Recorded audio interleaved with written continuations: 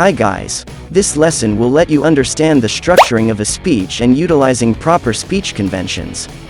You have to know that each speech is comprised of three major parts: introduction, the body, and conclusion. However, before writing the speech, you may want to outline the major points.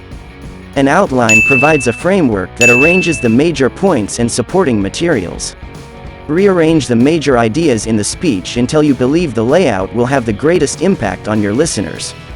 After you have analyzed your audience, selected the topic, collected supporting materials, and written an outline, that is the time you can write your self-composed speech.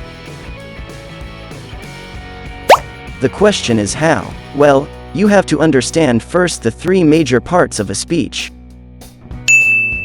We have the first one, the introduction. The introduction usually states the purpose of the speech. A good introduction serves as an attention getter, previews the topic and main ideas, and establishes your credibility as a speaker. Some good ways to grab attention include saying a quotation, telling a story, posing questions, using humor, using startling facts or statistics, providing an illustration or anecdote, or referencing historical or recent events. A preview statement identifies the main points of the speech, helping the audience focus on the key points of the remainder of the presentation. The audience determines your credibility based on the introduction. They want to know why they should believe what you have to say. Therefore, establishing yourself as a credible speaker in the introduction is imperative, especially for a persuasive speech, so that the audience will want to be persuaded by you. You should include some experience or knowledge that shows why you are credible on the topic.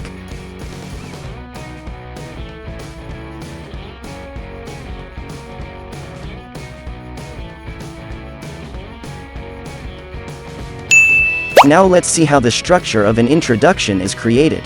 Your introduction must observe the following conventions. 1. It should focus the attention of your audience. Use to command the attention of the audience and get them interested in the speech. Avoid gimmicks and stay consistent with your speech topic and style of speaking.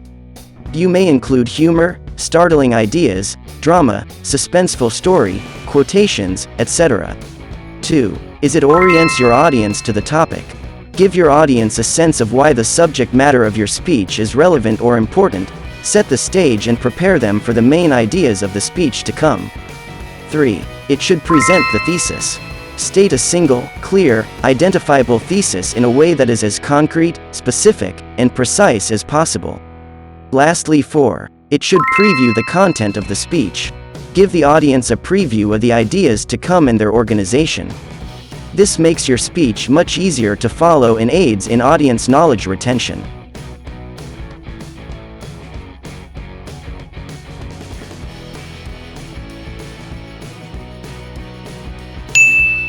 The second part of a speech is the body.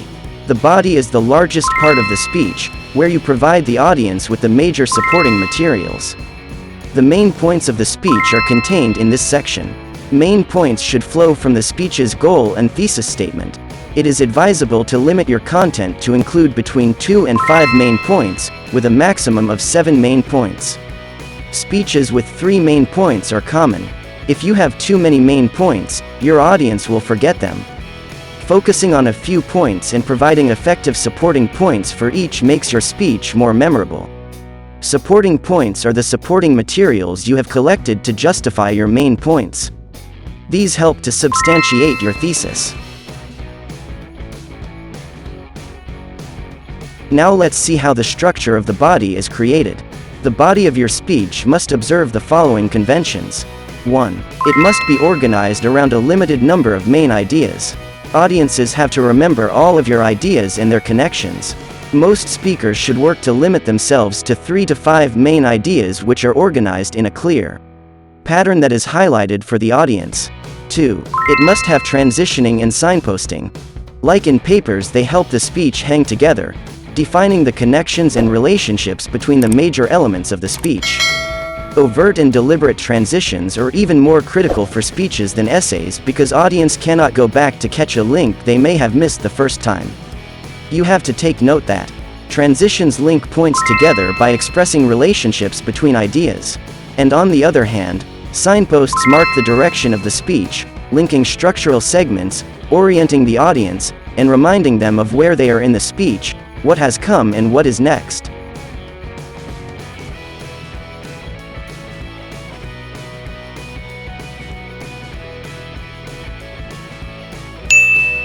The last part of a speech is what we call conclusion. The conclusion wraps up the presentation by providing a summary of what the audience was supposed to have learned or have been persuaded to do during the presentation. You can signal that the conclusion is approaching by using key phrases, such as, "Finally, let me close by saying, I'd like to stress these 3 points," and "in conclusion." Because the conclusion is the last opportunity to motivate your listeners, it should end strongly. For a persuasive speech, a strong ending would be a call to action, where you tell the audience members they should do something with the information they have learned. Many times, you can use a mirrored conclusion example that ties back to or mirrors the information you provide in the introduction. For example, if you use statistics as your attention-getting method in the introduction to a speech about recycling on campus, your speech's beginning and ending might sound something like this. According to the University of Florida's Office of Sustainability, the campus used more than 4 million trash bags in 2006 alone, weighing 163 tons without the trash. Altogether, UF generates over 14,000 tons of trash per year.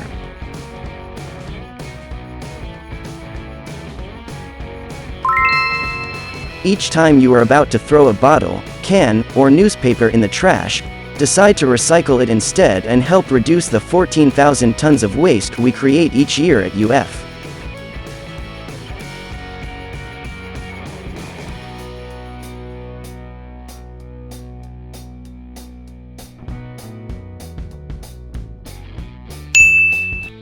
In delivering your speech, you have to take note of the following aspects of your presentations. 1. Is your vocal presentation. These includes the following. Projection. Your audience should be able to hear you easily without feeling that you are shouting or straining to speak loudly.